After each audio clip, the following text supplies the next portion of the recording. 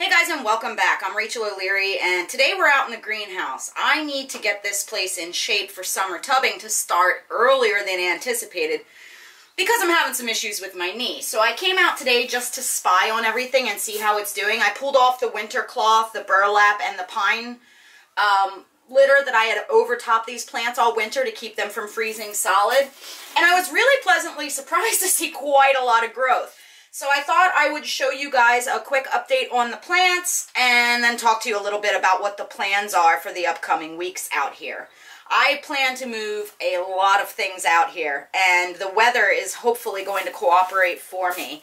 I looked at the entire forecast for the month of March, and it is going to be above freezing overnight or close to it, and in the greenhouse it'll stay substantially warmer than that, so I'm hoping to be able to move out shrimp by the middle to end of March and fish by April. I have a knee replacement scheduled for May 1st, so time is of the essence. So let's take a look and I'll tell you what the plans are.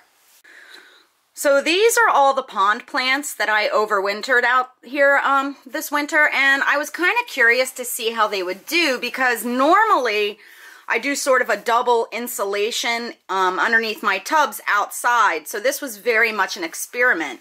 And they were kept pretty much dry all winter, and we can see that they are growing back in abundance.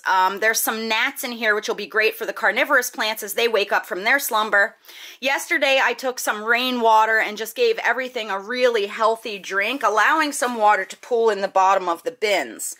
Now, before too long, as soon as it's warm enough, I'll be moving these outside to continue their growth cycle into my other tubs that you guys have seen in previous seasons.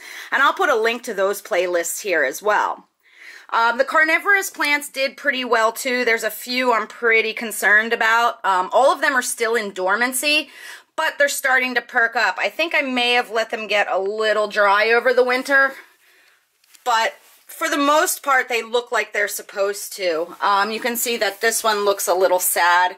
I'm hoping giving it some good solid drinks will help it to bounce back because the moss is still doing well and it's still green. It's just obviously a little withered.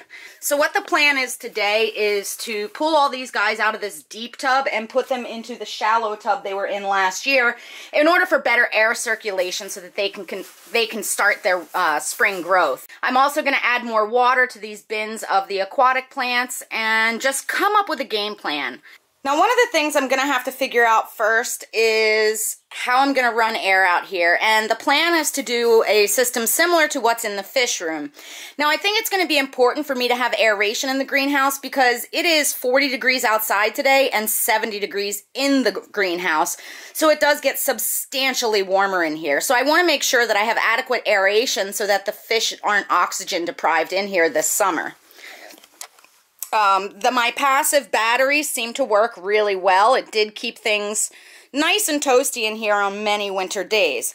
So the plan is to pick up some PVC and run a loop along the back bottom edge of my benches here, and then I'll tap valves and run air lines to each of the tubs. And then that way, similar to as in the fish room, I can run air to every bin and be able to control whether it's on or off, and it will be very tidy. So I'll be making some trips to the hardware store this week and ordering some valves for that. So right now I'm just going to put all of the Sarracenia and carnivorous plants into one bin so I can move this one out of the way and put up the smaller tray. Now, one of the biggest obstacles I think out here for growing the carnivorous plants is going to be good air circulation to prevent them getting fungus and other nasties from being so close together. And I think one thing that will really help with that is putting them into a shallow bin. Now, eventually all of these will move outside for the summer into some big pedestal sinks that I'll show you guys in a few minutes.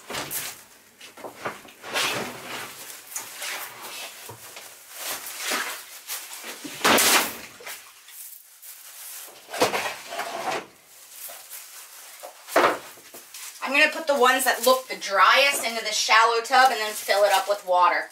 Now, I've moved a lot of the carnivorous plants into this shallow dish, and as you can see, several of them look quite sad, but a lot of them look really great and are already starting to perk up from their spring drink.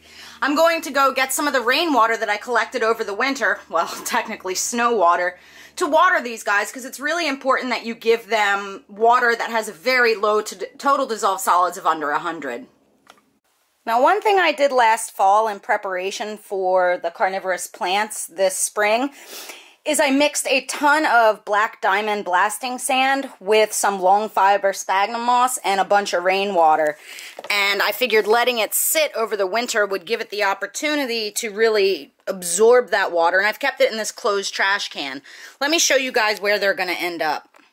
Now, right now, this area is an absolute disaster. I'm going to have to sort and move all of this hardscape, and I think I'm going to enlist some friends to do that, because I don't think that I'll be able to do it alone. It's a lot of rock and wood, but these guys are what I plan to use as bog gardens for the carnivorous plants. I'll fill these basins with that sphagnum and blasting sand mix, and then plant the pots in here. I'm really hoping that we'll be able to do a two-tiered type setup with both of these big bins to make a really cool feature in this section of the greenhouse area. I may or may not make shelves inside the greenhouse to move all the hardscape to. We'll have to see what time allows. Now, the bins over here are going to have to wait a bit longer. Generally, I set them up end of April with plants, and I'll be able to get that done, but I am not sure that I will be physically able to move fish out to these, so it's really important I get stuff into the greenhouse as soon as the weather allows. So the next step is for me to get the air run out here, refill the bins, and let them start to come up the temperature. I'll probably also end up moving some of my aquarium plants out here, mosses and things, into each of these bins for the comfort of the critters. I'm not sure if the pond plants will grow as well on the bottom level, but before too long we'll split all those pots that we have from the previous years and get them started growing in water as well. I wanted to take a peek at my lilies and see how they're doing, so let's do that next. So if you guys remember correctly, I just took these out of water, cut back all the growth, and threw them into this black trash bag out here in the greenhouse, and figured we'd see what happened. So let's take a look.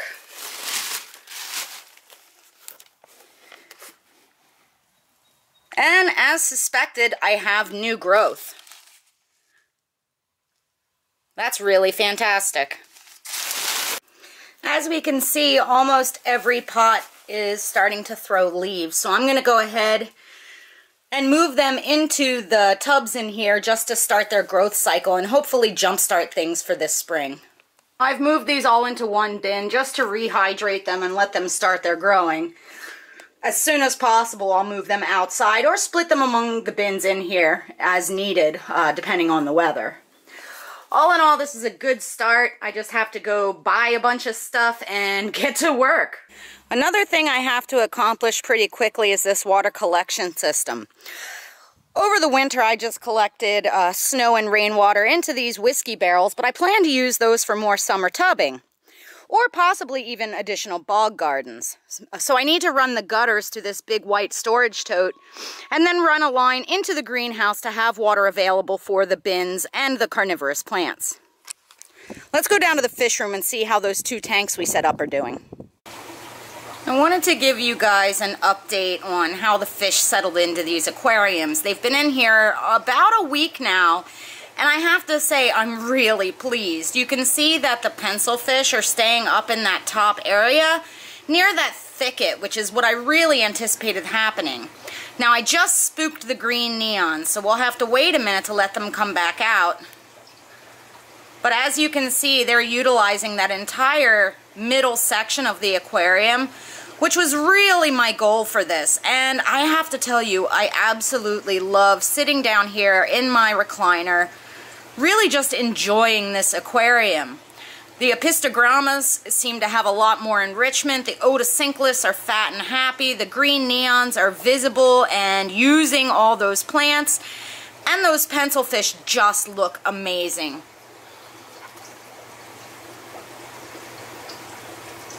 Everybody looks really happy, really healthy, and I'm super stoked with this. Now, a lot of you were curious as to whether or not I will be adding more fish to this aquarium, and I have to tell you, as of right now, I don't know. I have to see what happens over the next few weeks, and we'll make a decision accordingly. There's definitely space for more fish, but I don't know if I want to. I kind of like how peaceful, calm, and understocked this aquarium is, and it really is absolutely gorgeous. Everyone who's visited the fish room has been pretty blown away by how outgoing the fish are and how beautiful their coloration is. Let's take a look at the 20 long we started. So this is the 20 long, and those black darter tetras are being exceptionally shy still. However, the pygmy cories absolutely love it, and they are just hovering all over the place in little groups and utilizing all their anubias hotels and seem extremely happy. I have had absolutely zero crypt melt, which makes me really happy, and the plants seem to be settling in fine. I did add this additional piece of wood here just to sort of, I don't know, try and improve the scape a bit. I'm still not totally sold on it, but I'll give it some time before I make a final decision. Now, I know all the black darter tetras are in here somewhere, but they are a fish that notoriously needs a fair amount of time to settle in and really do well. I would expect over the next few weeks they'll become more and more visible and beautiful, and I'll be able to tell you a bit more about them then. Now, I thought we'd take a few minutes to look around at some of the different fish I plan to breed outside this year. After all, that's what we're all interested in with summer tubbing. I still have quite a lot of species in the fish room, and I really need to get them out of here in order to have the fish room be manageable for my family while I'm in recovery. I have quite a lot of fish that we're going to move out there. Some I've never tried before, and I'm kind of excited. I think the greenhouse is going to give me a great opportunity to work with fish that I haven't tried outside before. It's going to get a lot warmer in there and stay a lot more stable in temperature overnight, allowing me to try some tetras. So let's take a look and we'll discuss some of the species I'm definitely moving out this year. I'm going to be moving out these Aeration System, the Daisy's rice fish. I think that they're going to do exceptionally well outside, and I have a good ratio of boys to girls here, so they will be a definite. And I may move out the rest of my barred pencil fish. I've never worked with pencil fish outside, and I think it would be really exciting to try them. They are absolutely stunning fish, and I would love to have a whole lot more because they're also very expensive. They generally retail for about $14 a piece. So if I can breed a bunch of them, it would be really great for restarting my business when I'm physically able again. I'm going to move out a bunch of these sparkling gouramis. I've never worked with gourami outside, but I know that they do especially well. So I think this would be a good one as well.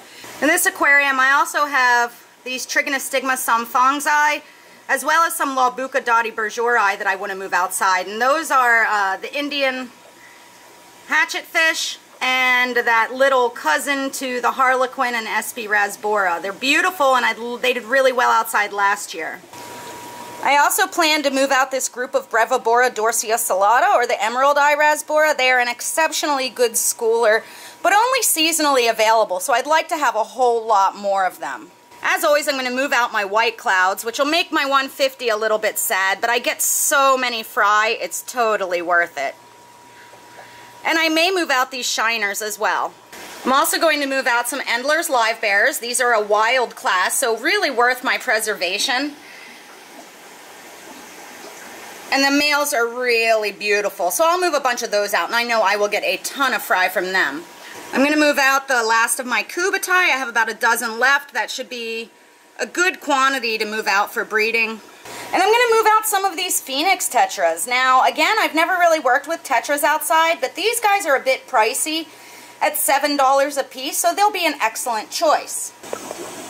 I also have a group of Habrosus cories that I've been holding on to for a long time, and they are at sexual maturity, so I think I may even try them in the greenhouse. And wouldn't it be exciting if I had a ton of fry from that?